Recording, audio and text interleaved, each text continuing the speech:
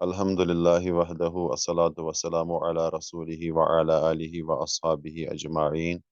रब्बिश्रह ली सदरी व यस्सिर ली अमरी वहलुल उक़दतम मिन लिसानी यफ़क़हू क़ौली। रब्बि ज़िदनी इल्मा अल्लाहुम्मा रब्बि ज़िदनी इल्मा अल्लाहुम्मा रहमतक अर्जू फला तकिलनी इला नफ्सी तरफ़त ऐन व अस्लिह ली शअनी कुल्लह ला इलाहा इल्ला अंत रब्बिग़फिरली व तुब अलैया इन्नका अंतत तव्वाबुर रहीम। रब्बिग़फिरली व तुब अलैया इन्नका अंतत तव्वाबुर रहीम। रब्बिग़फिरली व तुब अलैया इन्नका अंतत तव्वाबुर रहीम। जैसा कि कल आप सबको बताया गया है कि आज इंशाअल्लाह ताला हम जो हमने बुलोगुल मराम से वो बाब मुकम्मल किया है, बाबू शुरूती सलाह, नमाज की शराइत का बयान। तो आज हम फ़िक़ही एतबार से ये देखेंगे कि नमाज में कुल कितनी शराइत हैं।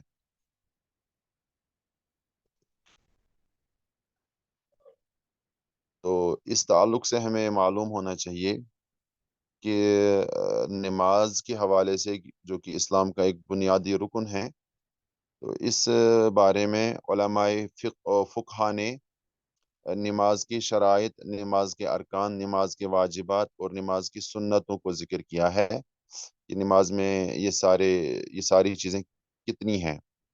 और ये इसलिए होता है, देखिए, हमें ये सवाल पैदा हमारे ज़हन में ये सवाल पैदा होता है कि ये सारी चीज़ें क्यों हैं? जब हमारे पास हदीसें भी हैं, सब कुछ हैं, तो हम जानकर क्या कर रहे हैं? नमाज के वाजिबात हम जानेंगे, तो नमाज के अरकान पढ़कर हमें क्या कौन सा फ़ायदा मिलेगा? तो इसका जवाब हम यूँ देते हैं कि इसमें कोई गलती हो जाती है, सहव हो जाता है।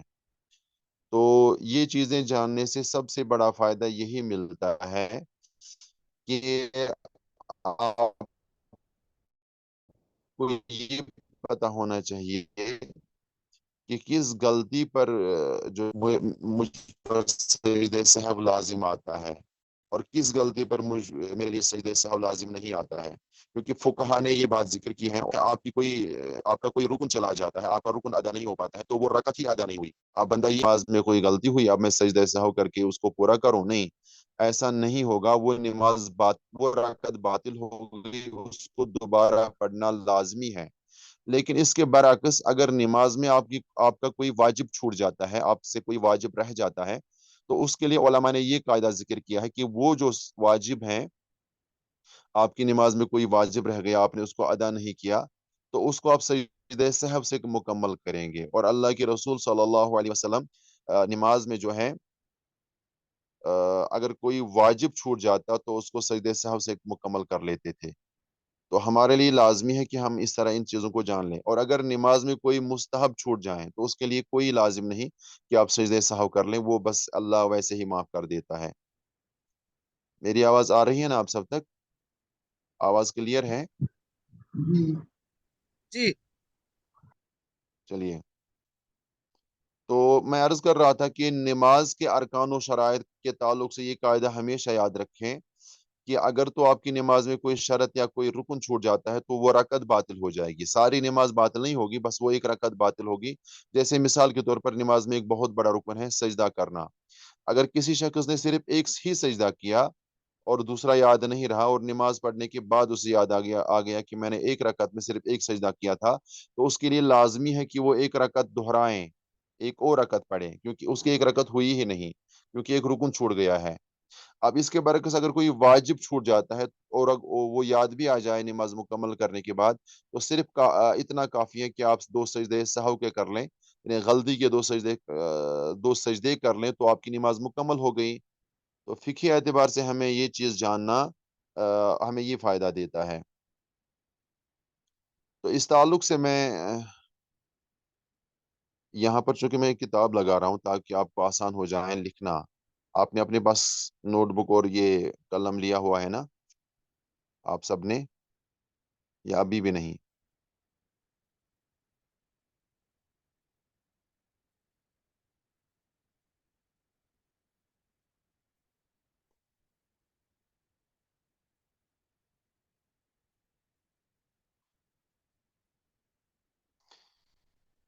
मैं इसको पढ़ता हूँ, हो सकता है कि आपको ये समझ ना आए। ये एक अरबी बुक है, बिदायतुल आबिद, एक फ़िक़ही किताब है और मेरी पसंदीदा किताब है ये फ़िक़्ह के एतबार से। ये फ़िक़्हुल हदीस पर मबनी है ये किताब। अल्लाह की तौफ़ीक से ये कोई फ़िक़्हुर राय यानी अहलुर राय की किताब नहीं है। ये फ़िक़्हुल हदीस के तहत इसमें मसाइल को ज़िक्र किया गया है। अब ये हो सकता है कि इन जैसी किताबों से जो हमारे फ़ुक़हा ने मुरत्तब की हैं, इनमें कई मसाइल में हमारा इख्तिलाफ हो सकता है, लेकिन इसका कतई मतलब ये नहीं कि ये किताब ही नाकाबिल इल्तिफ़ात है। किताब बहुत अच्छी है और माशाअल्लाह पढ़ने के काबिल है। और अब देखिए इसके आखिर में आप देख सकते हैं, इस किताब के आखिर में नीचे आप देखें लिखते हैं कि वशुरूत सिहत सलात सित्ता, कि नमाज के सही होने के लिए जो शराइत हैं वो सित्ता है। सित्ता का मतलब होता है 6, यानी इन मुसन्निफ के नज़दीक नमाज के शराइत 6 हैं।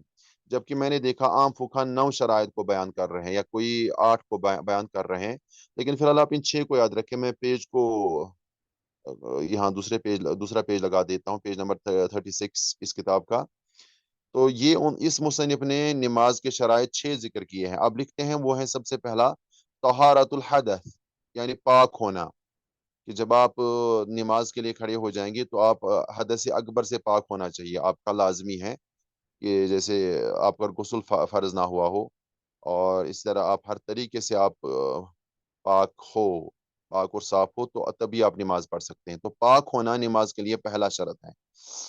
ये आप लिख भी सकते हैं, अगर आप वैसे भी याद रख सकते हैं तो लिखने की ज़रूरत भी नहीं है, क्योंकि रिकॉर्डिंग हो रही है ना, वैसे बेहतर ये है कि आप लिखते जाएँ। और दूसरी शर्त लिखते हैं कि वदुखूलुल वक़्त। वदुखूलुल वक़्त का मतलब क्या हुआ? अ, वक़्त का दाखिल होना, यानी 5 वक़्त नमाज के लिए दूसरी बुनियादी शर्त ये है कि वो अपने वक़्त पर फ़र्ज़ की गई हैं। तो नमाज का शर्त उसकी नमाज का वक़्त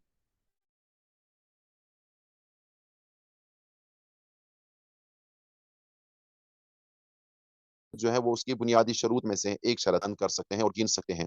तीसरी शर्त जो है वो है सत्रुल औरा, यानी मर्द व ज़न, औरत और मर्द का सतर का ढाँपना। अब इसमें यह याद रखें कि मर्द का जो सतर है वो ये है, नाप से लेकर घुटनों तक उसका जिस्म छुपा हुआ होना चाहिए। लेकिन हमने हदीस में पढ़ा था, बुलूगुल मराम में, आपको याद होगा कि अल्लाह के रसूल सल्लल्लाहु अलैहि वसल्लम ने फरमाया है कि जब भी कोई तुम में से नमाज़ पढ़े तो वो इस हाल में नमाज़ ना पढ़े कि उसके कंधों पर कुछ भी ना हो। तो सतर तो बस नाफ से लेकर घुटनों तक है, लेकिन ये है कि मर्द के लिए लाजिम है कि वो नमाज के दौरान अपने कंधों को भी छुपाएं किसी कपड़े से वगैरह। इसी तरह जो है अ, उसके कंधों पर कुछ भी ना हो तो ऐसा करना दुरुस्त और जायज़ नहीं है।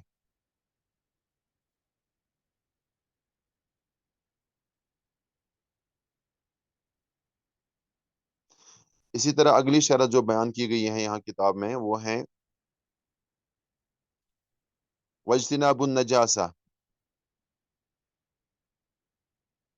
यानी गंदगी से बचाना, खुद को बचाना, गंदगी से खुद को महफूज रखना। क्या इस शरत को फुक़हा ने ज़िक्र किया है? हालाँकि ये तो पहली शरत में आएगा ना, जब बंदा पाक होगा तो फिर ये क्या बयान किया है गंदगी को खुद से दूर करना?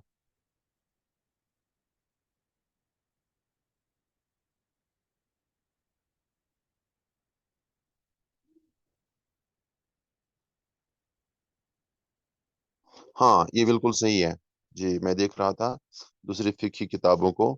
तो इससे मतलब इसका मतलब ये है कि वज्तनाबुन नजासा, जैसे आपके कपड़े हों, आपका बदन होता है, आपके कपड़े होते हैं, तो वो पाक होने चाहिए।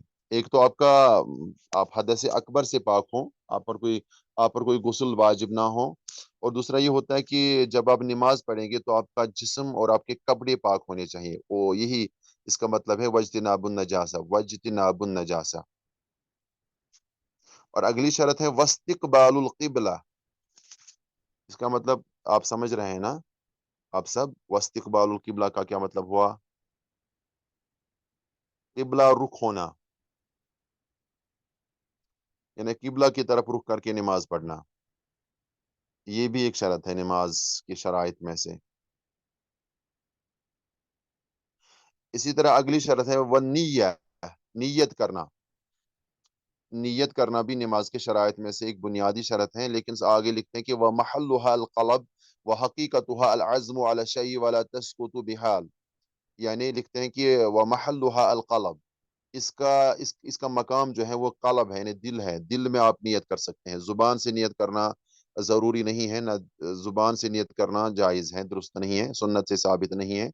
क्योंकि नियत जो है लिखते आगे लिखते हैं ना, व हकीकतुहा, इसकी हकीकत ये है कि अल अज़्मु अला शै, कि किसी चीज़ पर आप अज़्म कर लें, इरादा कर लें। अल अज़्मु अला शै, किसी चीज़ पर इरादा करना, ये नियत कहलाता है। तो ज़ाहिर-सी बात है, इरादा ज़ुबान से तो नहीं किया जा सकता है ना, इरादा दिल से किया जाता है। आप जब कोई काम करना चाहते हैं, तो पहले दिल में आप उस काम के लिए सोचते हैं कि मैं ये काम करूँ या ना करूँ। तो वही इरादा नियत कहलाता है। वला तस्कुतु बिहाल, ये किसी हाल में भी साकित नहीं होती है, यानी नियत करना किसी भी हाल में साकित नहीं हो जाएगी, यानी आप नहीं करेंगे तो वो इबादत या वो काम ही नहीं हो जाएगा। क्योंकि जैसा कि आप सब जानते हैं कि अल्लाह के रसूल सल्लल्लाहु अलैहि वसल्लम ने फरमाया है कि इन्नमल अअमालु बिन्नियात, कि तमाम अमाल का दारोमदार नीयतों पर मुनहसर है। बगैर नीयत के कोई अमल काबिल कबूल नहीं होती है। तो ये कुल कितनी शराइत हुई जो यहाँ तक मैंने लिखवाई या बताई? 6 हुई ना?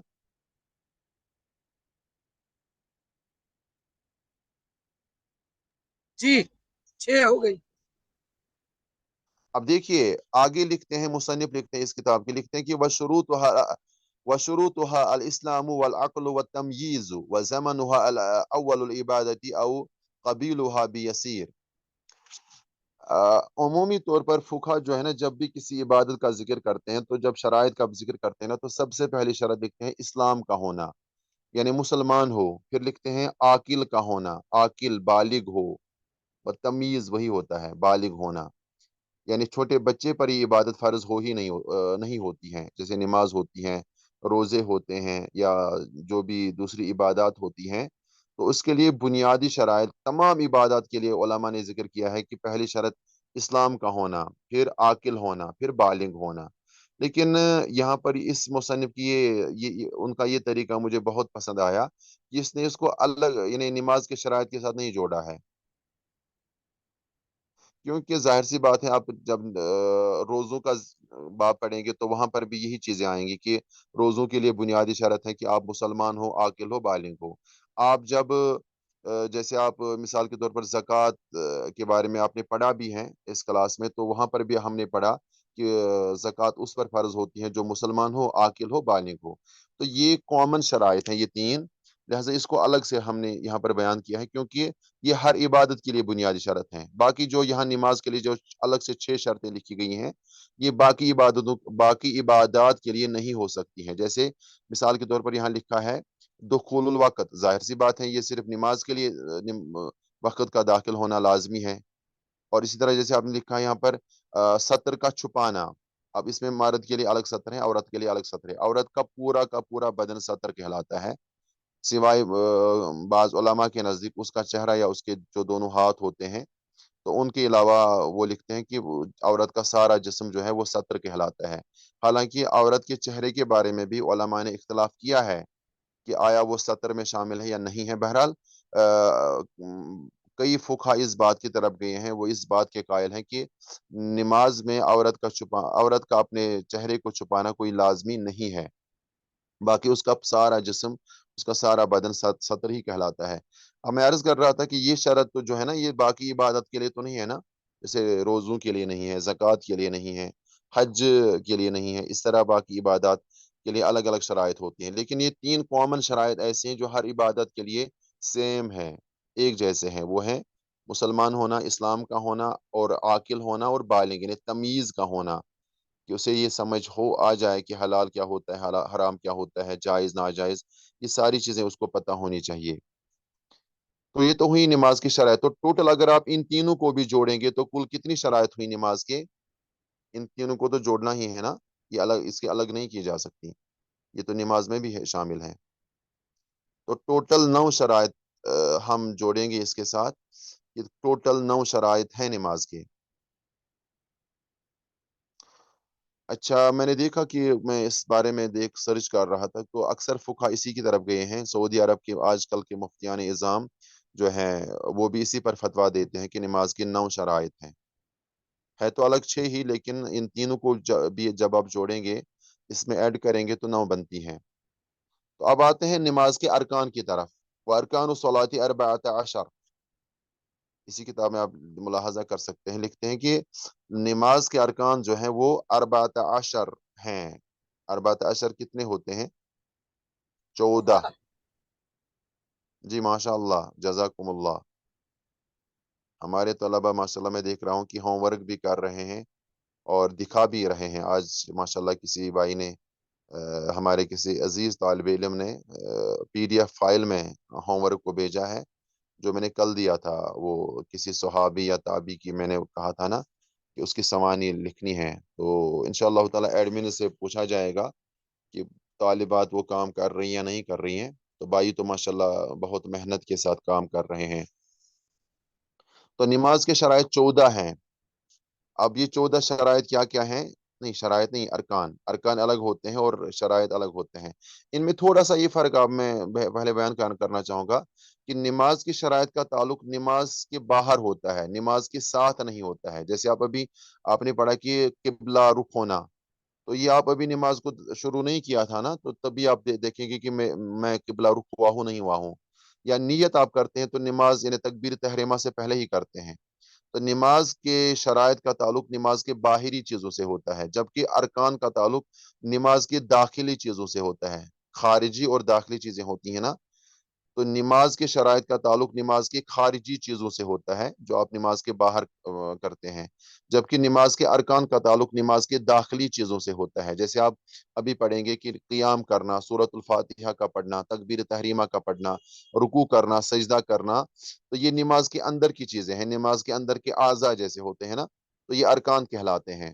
لیکن دونوں کا حکم ایک جیسا ہے، یعنی اگر آپ کی نماز میں کوئی ایک شرط بھی چھوٹ گئی تو آپ کی نماز باطل ہو گئی، اور اسی طرح اگر آپ کی نماز میں ایک رکن بھی چھوٹ گیا تو آپ کی نماز باطل ہو گئی۔ تو حکم تو سیم ہے، لیکن خارجی اور داخلی اعتبار سے ان کو شرائط اور ارکان میں تقسیم کیا گیا ہے۔ تو بہرحال نماز کے شرائط 14 ہیں۔ نمبر 1، قیام فی فرض، یعنی کہ قیام کرنا، جو آپ نماز میں کھڑا ہوتے ہیں نا کچھ دیر کے لیے، جس میں آپ سورۃ الفاتحہ کو پڑھتے ہیں اور کسی دوسری سورت کو ملا کر پڑھتے ہیں، تو اس دیر کے لیے کچھ منٹوں کے لیے کھڑا ہونا، اس کو قیام کہتے ہیں۔ تو یہ نماز کا رکن ہے،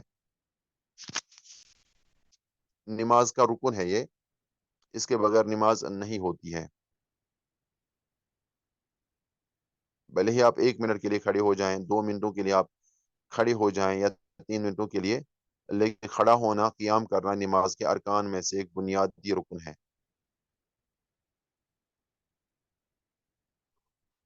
دوسرا رکن کیا ہے؟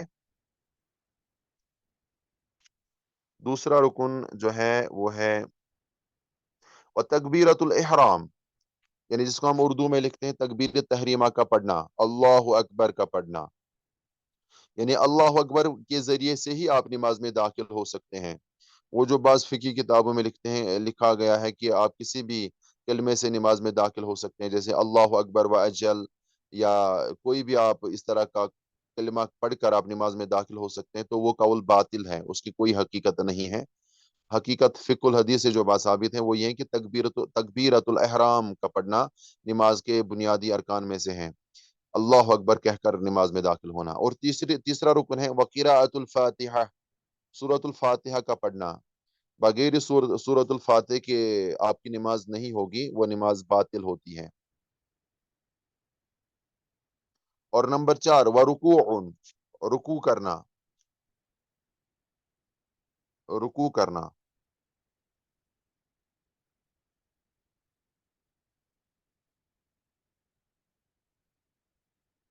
اور اس کے بعد کیا لکھا ہے؟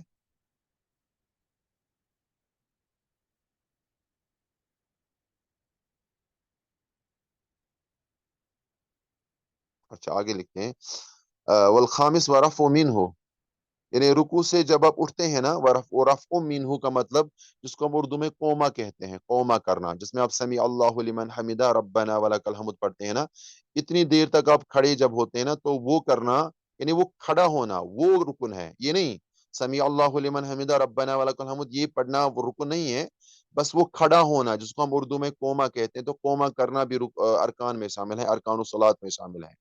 اس کے بعد اعتدال یعنی اعتدال سے کھڑا ہونا، एतदाल का मतलब क्या होता है? अक्सर लोग ये एतदाल नहीं करते हैं। यानी जब आप मिसाल के तौर पर आपने रुकू किया तो आपकी सारी हड्डियां अपने अपने मकाम पर आ गईं। अब आप रुकू से खड़े हो गए कोमा करने के लिए, आपने समी अल्लाहु लिमन हमिदा रब्बना वलकल हम्द पढ़ा, तो आपका पूरा जिस्म, आपके पूरे जिस्म में एतदाल आना चाहिए, इत्मीनान होना चाहिए। तो उस इत्मीनान आने को, ठहर ठहर कर नमाज पढ़ने को एतदाल कहते हैं। तो ये एतदाल के साथ नमाज पढ़ना भी नमाज के अरकान में शामिल है, जो कि अक्सर मुसलमान आजकल नहीं करते हैं। बिलखुसूस खवातीन के बारे में ये खामी देखी गई है कि वो बहुत तेजी के साथ नमाज को मुकम्मल करने की और ख़त्म करने की कोशिश करती हैं, और नमाज के इन अरकान में नमाज के एतदाल को बर्बाद कर देते हैं, और इससे नमाज बातिल हो जाती है। अगला रुकन है वसुजूद, यानी सजदा करना। दोनों सजदे, इसे सुजूद को जमा के सेगे में लाया गया है। सजदतुन इसकी वाहिद आती है, जमा का सेगा है सुजूद।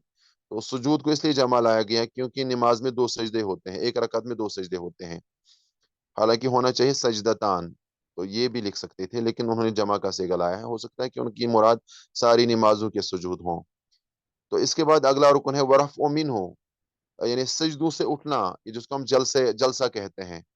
जलसा करना भी नमाज के अरकान में शामिल है। इसको भी अक्सर लोग हड़प कर जाते हैं, करते ही नहीं है, ना जलसा को करते हैं ना कोमा को करते हैं, और नमाज को तबाह और बर्बाद कर देते हैं। इसके बाद है वजुलूसुम बैन सजदतैन। अच्छा, ये अलग लिखा है उन्होंने, वजुलूसुम बैन सजदतैन, दो सजदों के दरमियान बैठना, जुलूस करना, जलसा करना। तो ये अलग लिखा है। तो फिर यहाँ रफो मिनहु का मतलब क्या हुआ? यानी सजदे से उठना, ये भी अरकान में शामिल है, लेकिन मैं देख रहा हूँ कि ये है नहीं है। कितनी शरत, ये कौन सी शरत लिखी है उन्होंने? हाँ, ये भी बाकी फुकहा लिखते हैं। अब मैं दूसरी किताब को देख रहा हूँ, ये भी सामिन शरत के साथ लिखी हुई है। सामिन आठवीं रुकू, आठवां रुकन लिखा हुआ है। वरफ़उ मिन्हु, वरफ़उ मिन सुजूद भी लिखा है दलील तालिब वाले ने भी। तो इसको भी आप जोड़ लें। इसके बाद लिखा है अगली शरत,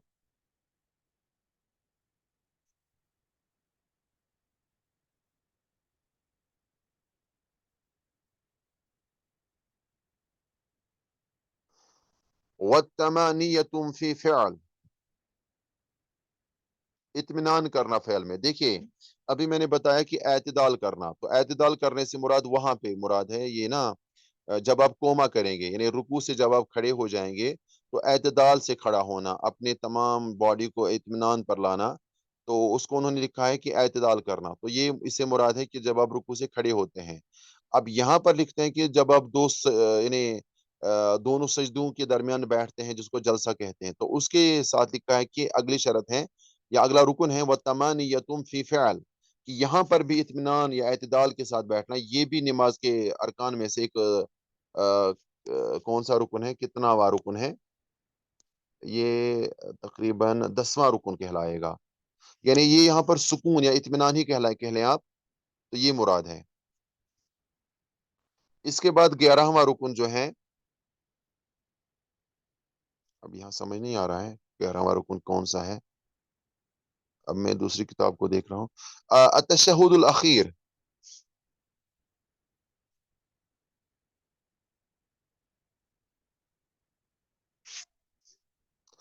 तशहुदुल अखीर, आप यहाँ पर देख वही सुकून व इनकल्ला व तशा, ये देखिए, व तशहुदुल अखीर, यानी आखिरी जो तशहुद आप करते हैं। जैसे दो रकात वाली नमाज होती है, तो उसमें दूसरी रकात में आखिरी तशहुद होता है, जिसको कादे अखीरा भी कहते हैं, अखीर भी कहते हैं। या चार रकात वाली नमाज होती है, तो चौथी रकात में ये तशहुद अखीर होता है। तीन रकात वाली नमाज होती है, जैसे मगरिब की नमाज, तो तीसरी रकात में ये तशहुद अखीर, यानी आखिरी तशहुद होता है। अच्छा, इसमें क्या आएगा? इस तशहुद अखीर में क्या आएगा? उसमें दरूद इब्राहिमी भी आएगा। अल्लाहुम्मा सल्ली अला मुहम्मदिन व अला आलि मुहम्मद कमा सल्लैता अला इब्राहीम व अला आलि इब्राहीम इन्नका हमीदुम मजीद। अल्लाहुम्मा बारिक अला मुहम्मदिन व अला आलि मुहम्मदिन कमा बारकता अला इब्राहीम व अला आलि इब्राहीम इन्नका हमीदुम मजीद। ये यहाँ से शुरू होता है, तशहुद अखीर यहाँ से शुरू होता है, क्योंकि आप सब जानते हैं कि पहले जब आप जैसे चार रकात वाली नमाज होती है, तो पहली रकात में आप जब यानी दूसरी रकात में आप चार रकात वाली नमाज में जब तशहुद अव्वल करते हैं ना, तो उसमें आप सिर्फ अतहियात ही पढ़ते हैं, उसमें आप दरूद नहीं पढ़ते हैं। लेकिन तशहुद अखीर में जब आप पढ़ते हैं, तो उसमें आप दरूद भी पढ़ते हैं, और وہ آخری دعا بھی اللہم انی اعوذ بک من عذاب القبر و من عذاب جہنم، یہ دعا بھی، یا اللہم انی ظلمت نفسی ظلما کثیرا، یہ والی بھی۔ تو یا بعض لوگ جو پڑھتے ہیں نا ربی جعلنی مقیم الصلاۃ یا ربنا آتنا فی الدنیا حسنۃ وفی الآخرۃ حسنۃ وقنا عذاب النار، تو یہ آپ تشہد اخیر میں پڑھتے ہیں، تو یہ تشہد اخیر بھی کرنا، اور وہاں یہ پڑھنا درود اور یہ دعائیں پڑھنا، یہ بھی نماز کے ارکان میں شامل ہیں۔ اور اگلا یعنی 12واں رکن جو ہے، 12واں رکن وہ ہیں الجلوس لہ، یعنی اس کے لیے بیٹھنا۔ دیکھیں یہ دو الگ الگ باتیں ہیں، ایک تو آپ تشہد کے لیے بیٹھتے ہیں اور وہاں پر آپ درود کو پڑھتے ہیں تشہد اخیر میں، اور پھر دعائیں پڑھتے ہیں آخر میں۔ دوسرا یہ ہوتا ہے کہ آپ اس کے لیے بیٹھتے ہیں، تو پڑھنا الگ ہے اور بیٹھنا الگ چیز ہے، تو بیٹھنا بھی نماز کے ارکان میں شامل ہے۔ اور اس کے بعد اگلی شرط یعنی 13ویں شرط جو ہے وہ ہے التسلیمتان۔ تسلیمتان کا مطلب ہوتا ہے سلام پھیرنا، وہو ان یقول مرتین السلام علیکم ورحمۃ اللہ والاولا اللہ یزید وبرکاتہ، یعنی وبرکاتہ پڑھنا لازمی نہیں ہے اس میں، بعض حدیثوں میں آتا ہے کہ اللہ کے نبی صلی اللہ علیہ وسلم سلام السلام علیکم ورحمۃ اللہ وبرکاتہ پڑھا کرتے تھے، لیکن یہ لازمی بھی نہیں ہے، اگر کوئی پڑھنا چاہے تو پڑھ سکتا ہے، لیکن کوئی فرض نہیں ہے، رکن نہیں ہے۔ وبرکاتہ کو اس کا اضافہ کرنا رکن میں ارکان میں نہیں آتا ہے، کیونکہ اکثر احادیث میں اس کا ذکر نہیں آتا ہے، سوائے ابو داود کی ایک روایت میں وبرکاتہ کے اضافی الفاظ آتے ہیں۔ کافی اتنا ہے کہ السلام علیکم ورحمۃ اللہ، یہ دونوں طرف سلام پھیرنا بھی نماز کے ارکان میں شامل ہیں، اور دونوں سلام پھیرنا یہ نماز کے ارکان میں شامل ہیں۔ اور اسی طرح آخری شرط جو ہے 14ویں شرط جو ہے وہ ہے ترتیب الارکان، كما ذكرنا فلو سجد مثلا قبل ركوعه عمدا بطل وسهوا لزمه رجوع وليركع ثم ليسجد۔ اس کو چھوڑیے، آپ بس اتنا لکھیں کہ وہ ترتیب، ترتیب آپ سمجھ رہے ہیں نا ترتیب کیا ہوتا ہے؟ اچھا یہاں پر اس کتاب میں کیا لکھا ہے انہوں نے، میں دوسری کتاب کی طرف تھا، ولی تسلیمتین ورکن منه اللهم صل على محمد بعد ما يجزي من التشهد الاول والمجزئ منه التحيات لله سلام عليك ايها النبي ورحمة الله سلام علینا وعلى عباد اللہ الصالحین۔ بہرحال یہ اس فقہی کتاب میں اتحیات کو انہوں نے کچھ الگ طریقے سے لکھا ہے، اس کو چھوڑیے۔ اشہد ان لا الہ الا اللہ وان محمد رسول اللہ، پھر لکھتے ہیں نا تسلیمتان آخر میں، اور آخر میں 14ویں شرط جو ہے وہ ہے الترتیب۔ ترتیب کا مطلب کیا ہوا؟ ترتیب یعنی جیسے ابھی ہم نے ذکر کیا کہ پہلے آپ جیسے تکبیر تحریمہ پڑھیں گے، پھر آپ قیام کریں گے، پھر آپ قیام میں سورۃ الفاتحہ کو پڑھیں گے، پھر رکوع کریں گے، پھر رکوع سے اٹھیں گے، پھر وہاں پر اعتدال کریں گے یعنی اطمینان کے ساتھ کھڑے ہو جائیں گے، پھر سجدے میں چلے جائیں گے، پھر آپ سجدے سے اٹھیں گے، پھر اعتدال یعنی اطمینان کے ساتھ وہاں پر بیٹھیں گے، پھر جلسہ استراحت جلسہ کریں گے، اور اس میں بھی طمانیت یعنی اطمینان چاہیے، پھر آپ اس طرح آخری رکعت میں تشہد کریں گے، اس میں درود اور آخری دعائیں پڑھیں گے، اس کے لیے بیٹھیں گے بھی، پھر سلام پھیریں گے، پھر یہ اتنی ساری چیزیں جو ہے نا اسی ترتیب کے ساتھ کرنا، یہ بھی ارکان صلات میں شامل ہیں۔ تو ٹوٹل کتنی شرائط ہوئیں؟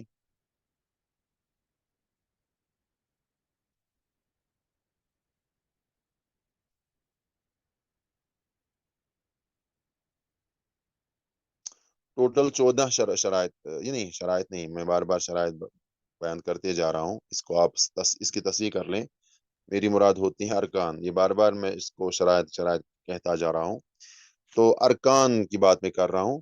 تو ارکان کل ٹوٹل کتنے ہوئے؟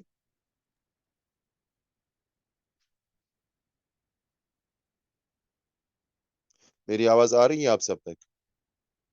کیا میں پیج کو ہٹاؤں؟ جی آ رہی ہے، آواز کلیئر ہے بالکل۔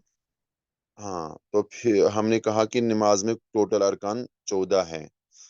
اب آتے ہیں واجباتها ثمانیہ، لکھتے ہیں کہ نماز میں واجبات جو ہیں وہ ثمانیہ ہے، یہ بھی پڑھیں گے یا آج اتنا کافی ہے؟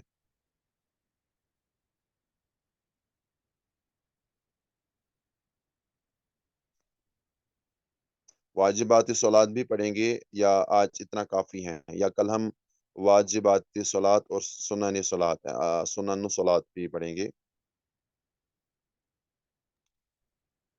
تو بہرحال تو واجبات صلات تو ثمانیہ یعنی 8 ہی ہیں، तो वो ये लिखते हैं कि तकबीरतुल लिगैरिल इहराम, तकबीर तहरीमा के अलावा बाकी तकबीरात कहना है। जैसे आप रुकू में चले जाते हैं ना, तो उस वक्त आप अल्लाह अकबर कहते हैं, सजदे में चले जाते हैं तो अल्लाह अकबर कहकर चले जाते हैं, सजदे से जब आप उठते हैं तो अल्लाह अकबर, यानी हर उठते बैठते आप अल्लाह अकबर के जरिए से ही नमाज के इन अरकान को मुकम्मल करते हैं ना। तो उन तकबीरात को पढ़ना नमाज के वाजिबात में शामिल है। तकबीर तहरीमा का पढ़ना अरकान में शामिल है, लेकिन बाकी तकबीरात को पढ़ना ये वाजिबात में शामिल है। तो पहला वाजिब है कि बाकी तकबीरात कहना। और इसके बाद लिखते हैं कि वह तस्मीउन, तस्मीउन का मतलब होता है समी अल्लाहु लिमन हमीदा पढ़ना, ये भी नमाज के वाजिबात में शामिल है। लिखते हैं कि वह तस्मीउल इमामी व मुनफरिद, इमाम और मुनफरिद यानी जो अकेला नमाज पढ़ रहा हो और इमाम जो जमात करा रहा हो, तो दोनों के लिए तस्मी का पढ़ना वाजिब है। यानी जब जमात भी हो रही है तो वहां पर इमाम साहब के लिए भी ये वाजिब है कि वो भी तस्मी पढ़े, यानी समी अल्लाहु लिमन हमीदा पढ़े। और मुक्तदी नहीं, मुनफरिद, मुनफरिद का मतलब यानी जो अकेला नमाज पढ़ रहा हो, तो उसके लिए तस्मी का पढ़ना, समी अल्लाहु लिमन हमीदा का पढ़ना वाजिबात में शामिल है। वह तहमीद, तहमीद का मतलब होता है, अगर लफ्जी तर्जुमा बयान किया जाए, अल्लाह की हम्दो सना बयान करना। यानी हम समी अल्लाहु लिमन हमीदा के बाद हम क्या पढ़ते हैं, रब्बना वलकल हम्द, या रब्बना लकल हम्द, अल्लाहुम्मा रब्बना वलकल हम्द, इस तरह के अल्फाज जो अहादीस में आते हैं, इसको तहमीद कहते हैं। ये भी नमाज के वाजिबात में है। इसके बाद है व तस्बीहतुन व तस्बीहत उला फी रुकुइन व सुजूदिन, रुकू और सजदे में तस्बीहात पढ़ना। जैसे हम पढ़ते हैं सुबहान रब्बियल अज़ीम रुकू में 3 3 बार, या सजदे में पढ़ते हैं सुबहान रब्बियल आला, या बाकी तस्बीहात भी साबित हैं अल्लाह के रसूल सल्लल्लाहु अलैहि वसल्लम से। जैसे सुबहानक अल्लाहुम्मा रब्बना व बिहम्दिका अल्लाहुम्मा अगफिरली सुब्बुहुन कुद्दूसुन रब्बुल मलाइकति वर्रूह। इसी तरह बाकी तस्बीहात भी साबित हैं। जैसे तहज्जुद की नमाज में आप सल्लल्लाहु अलैहि वसल्लम पढ़ा करते थे सुबहान जिल जबरूति वल मलकूति वल किब्रियाई वल आज़मा। तो कोई भी तस्बीह पढ़ना ये भी नमाज के वाजिबात में शामिल है, रुकू में भी और सजदे में भी। इसको आप अलग अलग गिन के रखें। इसके बाद लिखते हैं कि व रब्बिक फिरली, जलसे में आप पढ़ते हैं ना, व रब्बिक फिरली बैन सजदतैनी लिल कुल्ली, यानी हर जलसे में आप रब्बिक फिरली पढ़ें। इसमें दूसरी दुआ भी साबित है, अल्लाहुम्मा अगफिरली वरहमनी वआफिनी वहदिनी वरजुकनी वजबुरनी। चाहे आप वो पढ़ लें या ये पढ़ लें, तो दोनों में से एक अदा करना काफी है। इसके बाद लिखते हैं व तशहुद अवल, पहला तशहुद करना वाजिब है। यानी 4 रकात वाली नमाज में या 3 रकात वाली नमाज में पहला तशहुद करना तो वाजिबात नमाज में है। और दूसरा तशहुद क्या कहलाएगा, अभी हमने पढ़ा वो। पहला तशहुद तो 4 रकात वाली नमाज में तो वाजिब ही है, तो दूसरा तशहुद क्या होगा? रुकन। हाँ जी। और फिर लिखते हैं व जुलूसुल्लाह, और उस पहले तशहुद के लिए बैठना भी नमाज के वाजिबात में शामिल है। और ये आठवां वाजिब है। नमाज के वाजिबात हमने मुकम्मल कर लिए, तो फिर हम गिनते हैं इनको। तकबीर तहरीमा के अलावा बाकी तकबीरात का पढ़ना, समी अल्लाहु लिमन हमीदा का पढ़ना इमाम और मुनफरिद के लिए, रब्बना वलकल हम्द का पढ़ना। इसके बाद रुकू और सजदे में तस्बीहात का पढ़ना, और इसी तरह दोनों सजदों के दरमियान रब्बिग फिरली या दूसरी दुआ का पढ़ना। और इसी तरह सातवां वाजिब जो है वो है पहला तशहुद पढ़ना, यानी अतहियात का पढ़ना, अतहियातु लिल्लाहि वस्सलावातु वत्तय्यिबात, ये आखिर तक पढ़ना। और आठवां वाजिब है व जुलूसुल्लाह, इसके लिए बैठना। जितनी देर तक आप ये अतहियात को पढ़ सकते हैं, उतनी देर के लिए बैठना भी नमाज के वाजिबात में शामिल है। फिर से मैं वही बात दोहराऊंगा कि अगर तो आपकी नमाज में कोई वाजिब छूट जाती है, तो सजदे सहव के जरिए से आप उस वाजिब को मुकम्मल करेंगे, उस कमी को पूरा करेंगे। लेकिन अगर आपकी नमाज में कोई शरत या कोई रुकन छूट जाता है, तो आपकी वो रकत बातिल हो जाएगी, और उस रकत का दोहराना लाजमी और वाजिब है।